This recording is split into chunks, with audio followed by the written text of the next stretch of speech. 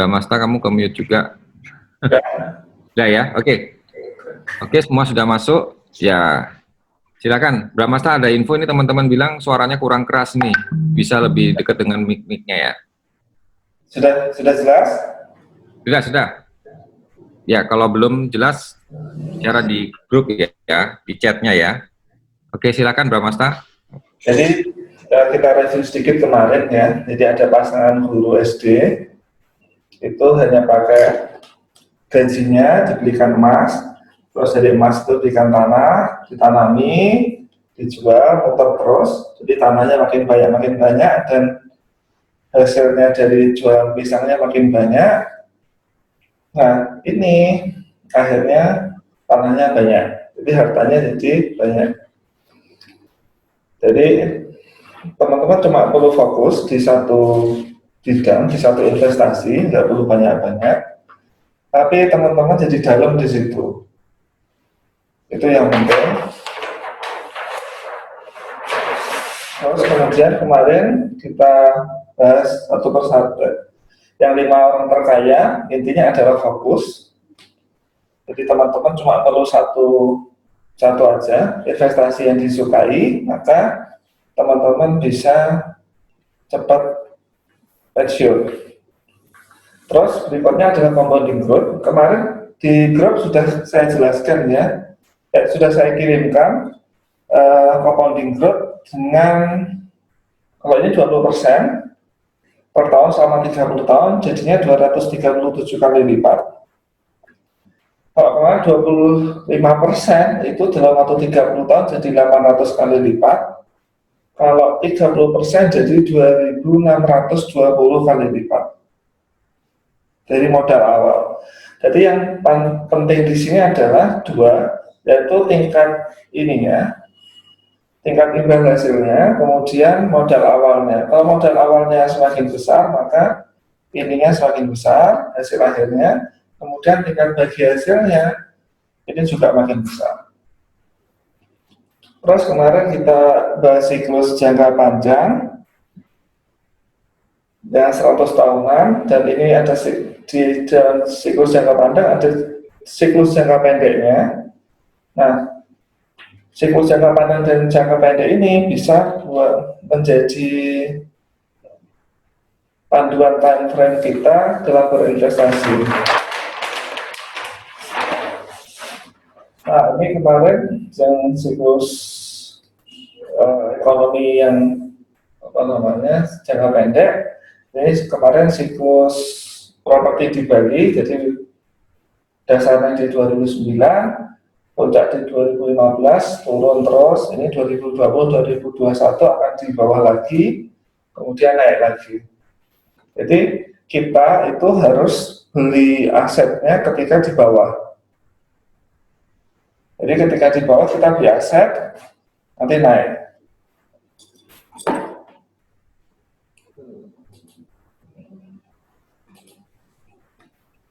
Terus kemudian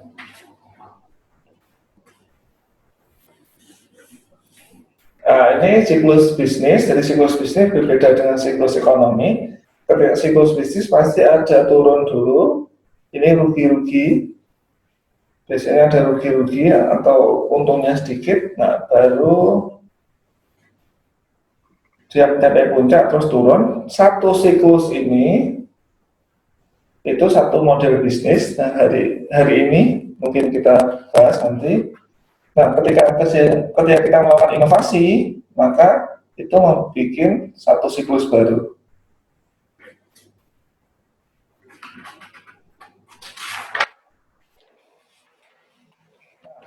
Kali ini kita membahas yang financial freedom. Jadi kemarin kita bahas ini financial freedom.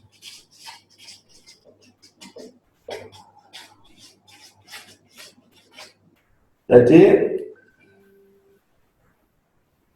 pendapatan atau itu ada dua, yang satu aktif, yang satu pasif. Aktif ini itu gaji, kalau teman-teman mungkin dari gaji, praktek dokter dan lain-lain. Terus yang pasif ini dari hasil investasi. Nah, financial freedom ini kalau hasil pendapatan pasif itu lebih dari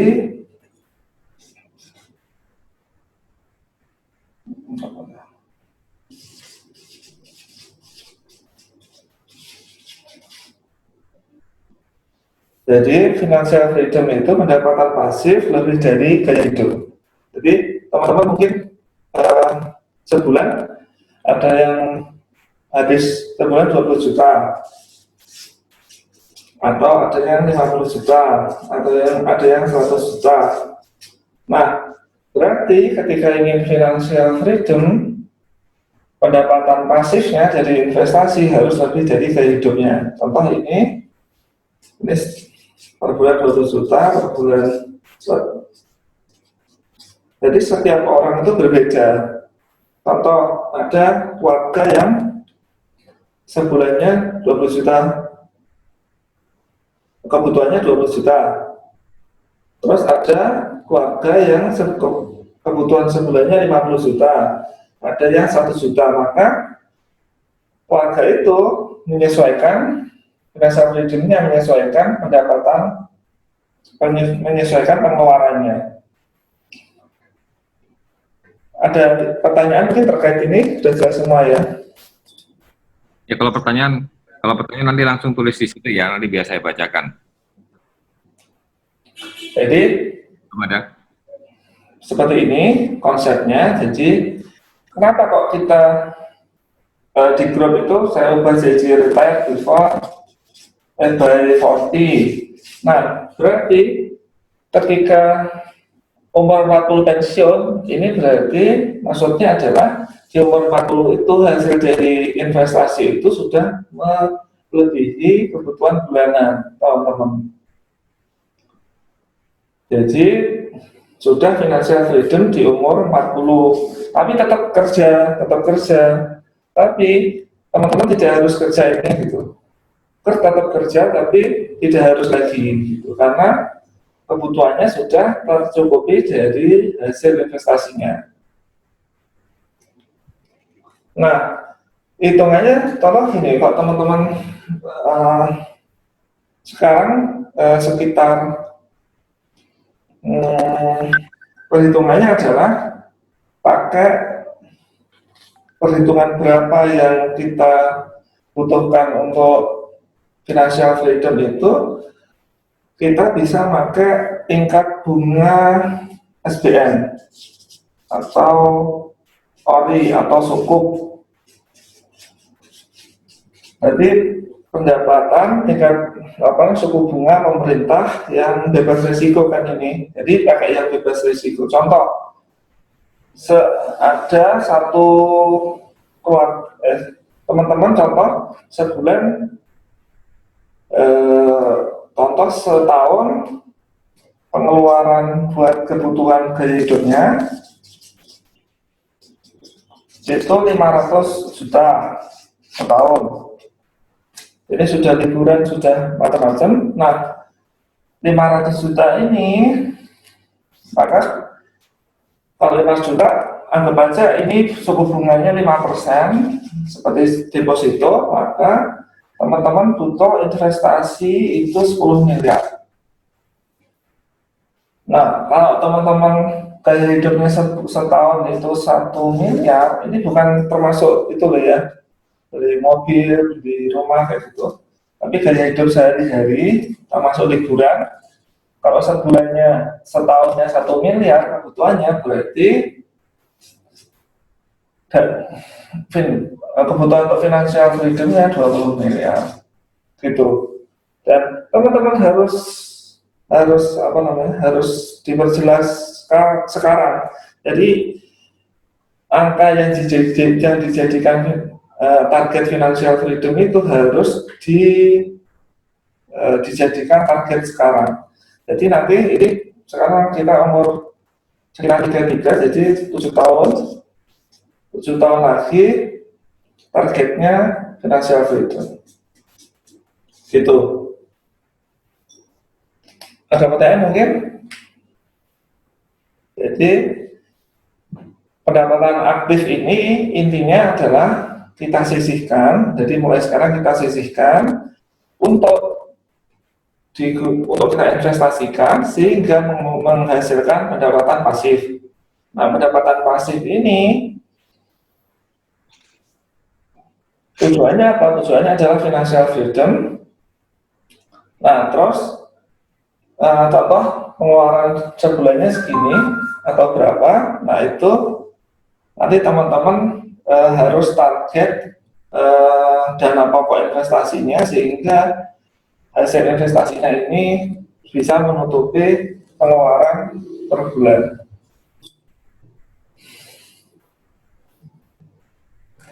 Jadi seperti itu. Ada Ya. mungkin? Sama ya teman-teman? Ada yang sampai sini? Ada yang mau bertanya nggak? Boleh ditanyakan sekarang. Ditanya umur. Oh ya. Jadi umur itu kurang lebih 7 tahun ya, Bram ya. Kalau rata-rata 33 ya. Ya, kalau 33 masih ada 7 tahun lagi. 3 tahun sebelum 40 ya. Ya, kan berarti ininya dikumpulkan. Jadi apa? Uang buat investasinya dikumpulkan dulu. Masih ada waktu banyak. Kalau 40 lewat dikit nggak apa-apa toh ya. Apa enggak apa-apa? 40 lewat dikit nggak apa-apa ya, 42, 43 itu nggak apa-apa ya. Nah, aku sudah 36 tahun. Kan yang penting itu, kan yang penting adalah kita pensiun gitu. Maksudnya kita itu sudah nggak wajib kerja, sudah bebas secara finansial gitu. Ya, nah ini mungkin gini, mungkin sebelum ada yang bertanya ya, apa namanya, kalau tadi kan ada pendapatan aktif, pendapatan pasif. Ya. Nah, apakah yang dimaksud itu dari pendapatan aktif itu kita alokasikan sebagian untuk pendapatan untuk investasi, apa seperti itu? Nah, betul. Jadi gini, ini kan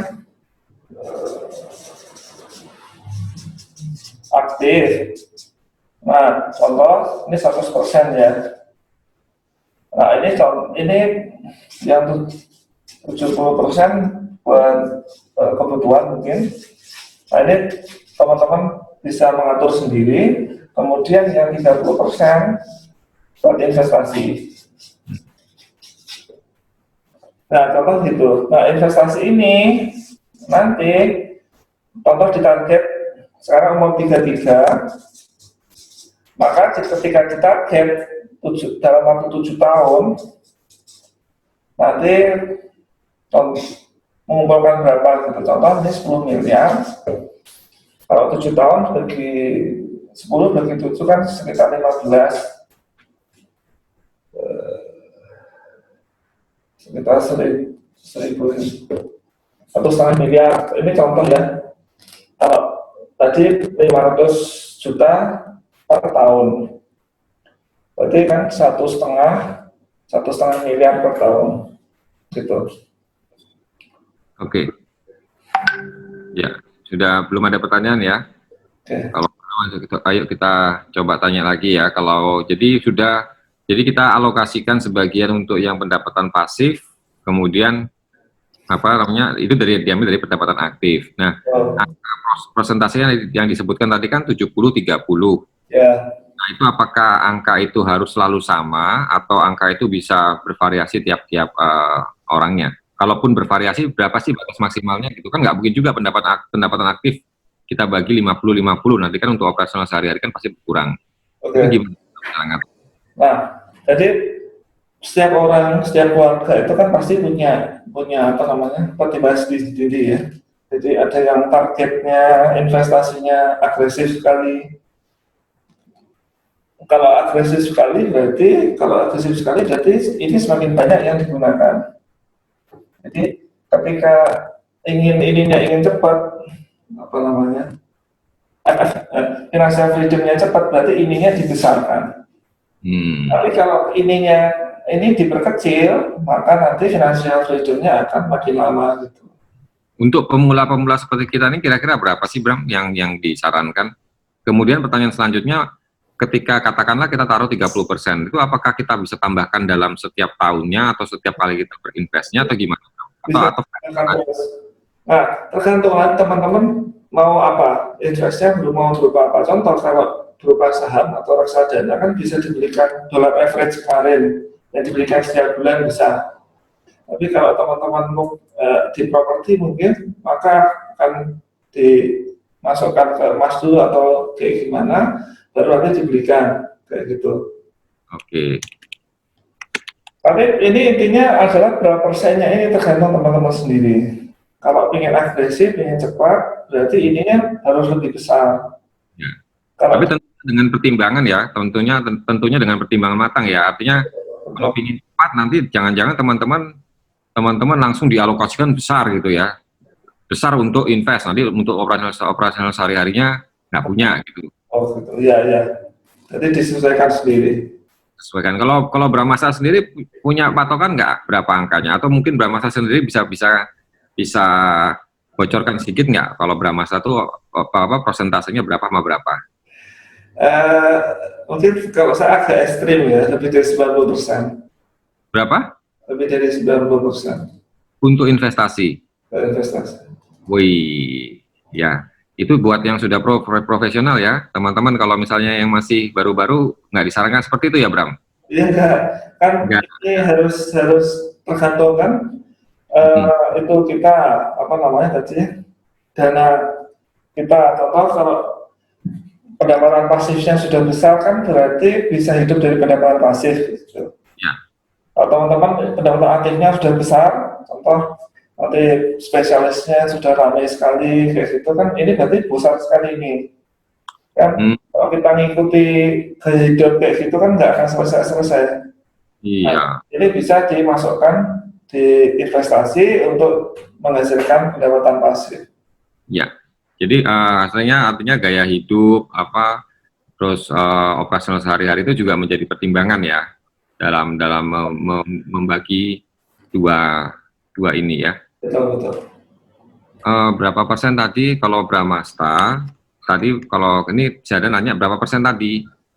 Kalau Bramasta itu ekstrim sampai 90% untuk diinvestasikan. Nah, tapi kembali lagi itu kan Bramasta kan sudah pengalaman sudah banyak ya, jadi kita sesuaikan lah. Mungkin tadi dicontohkan 70-30 itu menurut saya masih cukup rasional untuk dimulai ya sebagai pemula, gitu ya Bramasta? Ya, betul. Jadi sebenarnya nggak ada pembagian harus 70-30, boleh 90-10 boleh. Oh, 90-10 itu maksudnya 90 yang buat yang 10 buat investasi juga boleh. Ya. Jadi nggak ada masalah sama sekali. Yang penting adalah ini segera dimulai. Ini yang tadi itu modal awal, yang penting modal awal, imbal hasil, dan waktu. Ketika waktunya semakin lama, kalau teman-teman mulai dari sekarang, maka 30 tahunnya akan lebih cepat daripada mulainya 10 tahun lagi. Gitu. Ya. Jadi ini saya koreksi sedikit, saya verifikasi ya. Bramasta itu 90%-nya untuk invest atau 10%-nya untuk invest? Ini ada pertanyaan soalnya. 90% buat invest. Oh ya, benar kalau gitu ya. Jadi tadi pertanyaan Sofwan ini 90%-nya untuk invest gitu. Kalau Bramasta. Jadi Bramasta itu untuk operasionalnya, 10%-nya itu untuk operasional, yang 90% untuk invest. Gitu. Apakah Bramasta sudah pensiun sepertinya loh? Pensiun umur berapa ini sudah pensiun? Enggak ya Bram ya, belum pensiun ya, masih kerja kok Bramasta, masih punya toko kok. Iya masih. Iya, silakan beli ke sana ya teman-teman ya. Ini ada pertanyaan dari Mas Hidu. Ya. Nunggu itu kita sisihkan ditabung atau bagaimana? Betul ditabung Mas Hidu. Ya. Nanti kita bahas masalah emas ya. Nanti sebaiknya tabungnya dalam bentuk emas. Tapi lihat siklusnya juga. Kalau sekarang bagus nih emas lagi bagus. Jadi sebaiknya tabungan itu nanti dimasukkan, sekarang ini dimasukkan emas. Sebaiknya dimasukkan ke emas ya, investnya kita itu ya, ke emas. ini teman-temannya sudah punya dana, mungkin akhir tahun atau tahun depan itu insya Allah akan ada krisis yang agak besar. Jadi teman-teman bisa beli properti kayak gitu. Oke. Ya. Terus kemudian tadi ini ya sudah sisihkan, pertanyaan Mas itu sudah dijawab ya, sisihkan dari tabungan, nanti akan dibahas lebih lanjut. Kemudian ini dia Anet bilang sepertinya menyesuaikan lifestyle supaya operasional minimalis, jadi maksimalis di investasi biar cepat targetnya. Ya betul sekali Anet. Tadi si Bramasta juga sudah menyampaikan, semakin besar persentase yang kita investkan, semakin cepat kita lebih secure di tahun 24, di usia 40 tahun gitu ya. Terus ini dari Doni, kapan kita mulai start invest, apakah sedini mungkin? Betul. Kita nabung dulu untuk dana darurat dan proteksi asuransi dulu baru investasi. Nah ini pertanyaannya juga menarik nih. Dari tadi yang kita compounding growth tadi, yang penting adalah satu, modal awal, dua, waktunya, terus imbal hasilnya. Nah, kalau semakin dini kita mulai, maka itunya akan besar sekali. Nanti kita sudah mulai gitu, 30 tahunnya itu sudah mulai sekarang. Kalau mungkin 5 tahun lagi atau 2 tahun lagi, maka kita akan telat gitu. Jadi mulainya mending sekarang gitu. Ini mulai sekarang ya? Ya. Oke, mungkin pertanyaan saya tahan dulu, rasanya sudah terjawab semua ya, kapan mulainya dan pembedaan investasi, pembedaannya seperti apa, mungkin silakan Mbak dari Bramasta lanjutkan untuk topik materi selanjutnya. Oke. Jadi berikutnya kita bahas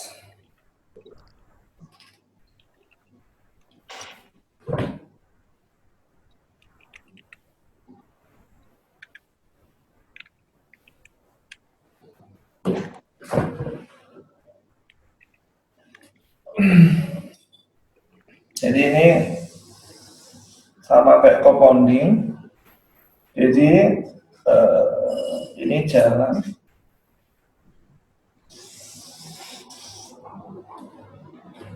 Jadi ini maksudnya apa? Ini contoh gunung ya. Jadi ini ada salju kecil.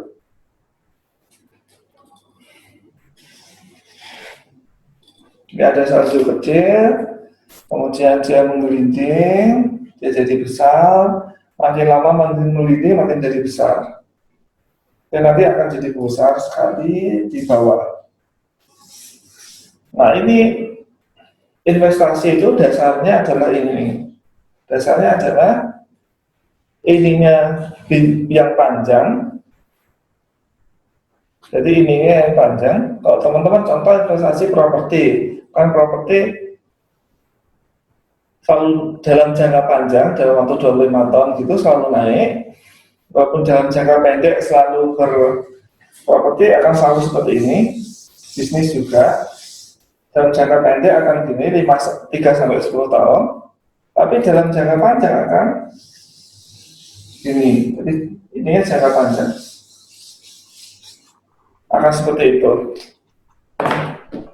Nah, yang penting adalah ini kita harus punya gunungnya yang waktunya yang panjang.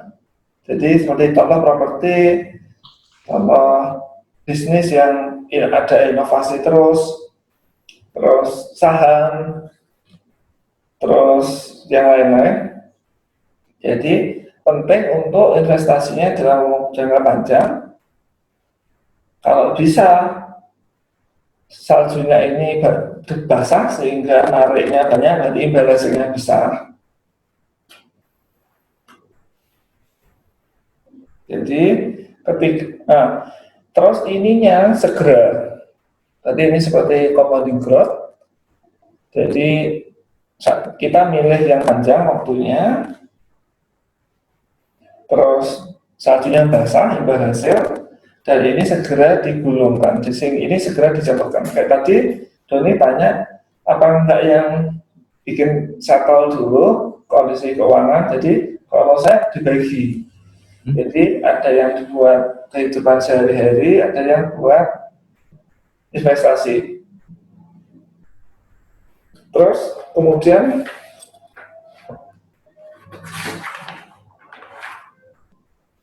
kita bahas berikutnya.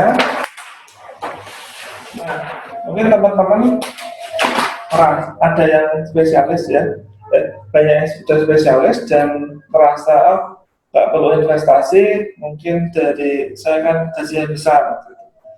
Nah ini saya kasih penjelasannya. Contoh, teman-teman setahun bisa nabung 2 miliar. Ini buat investasi. Ini bisa menyisihkan dari pendapatan itu 2 miliar. Ini ditabung. Maka dalam setahun, jadi per tahun bisa menyisihkan 2 miliar, maka ditabung 10 tahun, jadi tahun ke-10 jadi 20 miliar. Nah ini kan ini kan buat investasi ya. Tapi kalau teman-teman ini nanti di bulan ke-11, ke tahun 11, di tahun ke-11, maka hasil dari gaji ini dibanding ini itu cuma 10%. Nah, ini mungkin tadi kata-katanya kurang jelas. Nah, mungkin teman-teman setiap tahun bisa menabung 2 miliar. Ketika ditabung terus, dimasukkan ke tabungan terus, maka tahun ke-10 jadi 20 miliar. Ini kita tidak menentukan bunga depositonya. Kemudian, tapi di tahun ke-11, 2 miliar itu nanti cuma 10% dari nilai ini. Ini cuma 10% dari 20 miliar. Nah, nanti ini contoh sudah tahun 20, ini jadi 40 miliar. Maka 2 miliar ini jadi cuma 5%. 2 miliar ini jadi cuma 5% di tahun ke-20. Nah, seperti kita yang tahu compounding tadi, jadi modal awal yang tingkat imbal hasil bawahnya berapa tahun, nah itu jadi hasilnya. Nah, kalau ini akan makin kecil, jadi semakin besar ini dengan sisihan yang ditabung segini, maka makin lama akan makin kecil. Ini 60 miliar. Maka yang ke tahun 30 jadi 3%. Nah, ini pentingnya teman-teman untuk invest, jadi bukan cuma ditabung, jadi sehingga yang kita setorkan, yang kita masukkan ke dana investasi itu, jadi makin besar. Soalnya kalau teman-teman cuma nanti kita bahas beberapa macam aset, teman-teman cuma yang preserving aset, yang menjaga nilai aset, maka pertumbuhannya ini akan lama-lama akan menurun. Gitu. Mungkin ada pertanyaan terkait ini? Ya, silakan teman-teman. Jadi tadi sudah disimulasi dicontohkan sama Bram. Ada yang bertanya nggak? Ini Dinaran IT, gimana Bram? Dinaran IT, saya juga baru dengar Dinaran IT. apa? Dinaran IT, apa itu? Tipe apa gimana nih?